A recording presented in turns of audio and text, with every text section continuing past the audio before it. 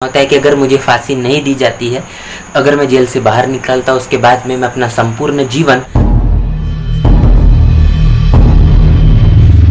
तो साथियों, कैसे आप सब? उम्मीद आप सभी लोग ठीक होंगे और आपका इस मेरे नए व्लॉग में बहुत बहुत स्वागत है।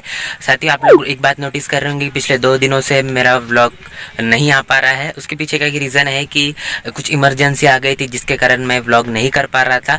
लेकिन अभी मैं थोड़ा फ्री हो चुका हूँ और अब मैं कोशिश कर रहा हूँ कि जो व्लॉग है उसके पीछे का जो रीज़न है, जो मैं जहाँ पर बिजी था उस चीज़ को भी आपसे शेयर करूँगा। तो साथियों, आज जिस महापुरुष की जयंती है उनके बारे में बताना चाहता हूँ कि उन महापुरुष ने कहा था कि जिस चोले को पहन शिवाजी खेले अपनी जान पे, उस चोले को पहन कर निकला हम मस्तों का टोला, मेरा रंग दे बसंती चोला, मेरा रंग दे बसंती चोला। तो ये जो बात है वो किस महापुरुष ने बताई वो भी ब्लॉग में बताऊंगा, तो ब्लॉग में बने रहिएगा। मैं कहाँ जा रहा हूँ वो भी मैं आपको बताने वाला हूँ, तो कंटिन्यू ब्लॉग में आखिर तक के बने रहिएगा। तो साथियों, हम रास्ते से जा रहे थे और मुझे बहुत ही प्यारा ये कुत्ता का जब हमने नाम पूछा तो इसका नाम है जूली। देखिए कितना बदमाश है, अपने ही धुन में है। जूली डर गया।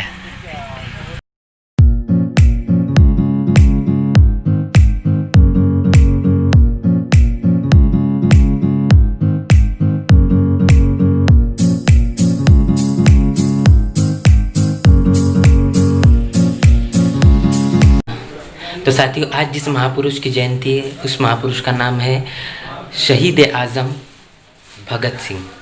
हाँ साथियों, आज भगत सिंह इनकी जयंती है और भगत सिंह का जो जन्म एक ऐसे गांव में हुआ था जहाँ पर कि अभी वो एरिया पाकिस्तान के अंदर में है, जिन्होंने अपनी उम्र के 23 साल में इस देश के लिए, इस देश की आज़ादी के लिए क्या कर दिया, फांसी लगा दी, जिसके कारण आज उनका नाम अजरा अमर है। उनका शहीद, वो जो शहीद हुए, और एक बात कही जाती है शहीदों के लिए कि शहीद कभी मरते नहीं, क्योंकि वो जन्मों जन्मों तक और वो पूरे भविष्य में वो अमर रहते हैं।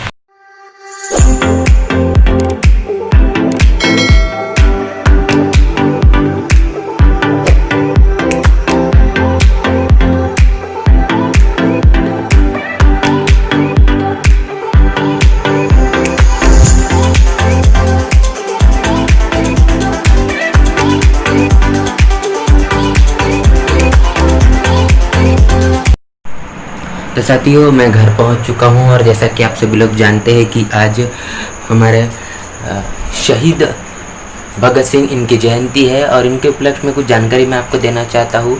तो साथियों, आप सभी लोग अगर नहीं भी जानते होंगे तो आपको बता देना चाहता हूं कि शहीद भगत सिंह इन्होंने अपने उम्र के 15 साल में आर्टिकल लिखना शुरू किया। इस देश के अंदर में चलने वाली व्यवस्था जो सदियों से चल रही थी, उस व्यवस्था के खिलाफ में उन्होंने आर्टिकल्स लिखना शुरू किया। जब इस देश के अंदर में पाखंडवाद चरम सीमा पर था, इस देश के अंदर में अंधविश्वास चरम सीमा पर था, ऐसे समय के अंदर में इन तमाम व्यवस्था के खिलाफ में खड़े होकर वो एक किताब भी लिखते, जिसका किताब का नाम है मैं नास्तिक हूँ। ऐसी काफ़ी सारी किताब उन्होंने लिखी। इनकलाब जिंदाबाद ये उनका हर समय एक नारा रहा। और सबसे बड़ी बात, जब वो जेल के अंदर में रहते तो जेल के अंदर में रहने के बाद उन्होंने 4 सबसे इम्पोर्टेंट किताबें लिखी, बहुत ही क्रांतिकारी किताब लिखी, जिस किताबों के कारण बहुत सारे लोगों के अंदर में जागृति आई। और सबसे बड़ी बात कि वो एक बहुत बड़े अभ्यासक भी थे। इसके पीछे का कारण ये है कि अगर भगत सिंह इनके इतिहास को अगर देखें तो हमको कार्ल मार्क्स से लेकर तो प्लूटो, एरिस्टोटल, जिन्होंने नालंदा विश्वविद्यालय और तक्षशिला विश्वविद्यालय से शिक्षा ग्रहण करने वाले जो दार्शनिक रहे, इनको पढ़ने का काम शहीद भगत सिंह करते थे। और ऐसी काफ़ी सारी जो जानकारी अगर मैं देना चाहूँ तो भगत सिंह की ये किताब मेरे पास में है। इसमें सबसे इम्पोर्टेंट एक चीज़ लिखी हुई है कि भगत सिंह इतने लोकप्रिय शहीद क्यों बने। काफ़ी सारे लोग शहीद हुए लेकिन लोगों की ज़ुबानों में अभी भी शहीद भगत सिंह जिंदा है। उसके पीछे का कारण ये है कि शहीद भगत सिंह का जो संकल्पना रही, वो आज़ादी के बाद में भारत की संरचना कैसी होगी, भारत की व्यवस्था कैसी होगी, इस सारी बातों को लेकर भी उनके पास में एक प्लानिंग थी। इसीलिए भगत सिंह ही बहुत इम्पोर्टेंट और बहुत ही लोकप्रिय शहीद है और वो अभी भी हमारे ज़ुबानों पर कायम है। अभी भी हमारे वो शहीदों के लिस्ट में सबसे नंबर 1 पर रहते। साथियों, जब भगत सिंह जेल में होते हैं और उनका ये कहना होता है कि अगर मुझे फांसी नहीं दी जाती है, अगर मैं जेल से बाहर निकलता उसके बाद में मैं अपना संपूर्ण जीवन डॉक्टर अंबेडकर इनके मिशन में लगा देने के लिए समर्पित कर दूंगा, ऐसा भगत सिंह कहते हैं। और इस बात को सुनने के बाद में, इस बात को पता लगने के बाद में, काफ़ी सारे जो मनुवादी व्यवस्था के जो को मानने वाले जो लोग थे, उनके पलड़े में हलचल मच गई और वह सभी डरे समय से लोग हो गए। और इन सारी बातों को भी हमको समझना पड़ेगा कि भगत सिंह कितने क्रांतिकारी थे, उनका ध्येय धौर्य कितना इंपॉर्टेंट था, उनका ध्येय धौर्य कितना क्लियर था।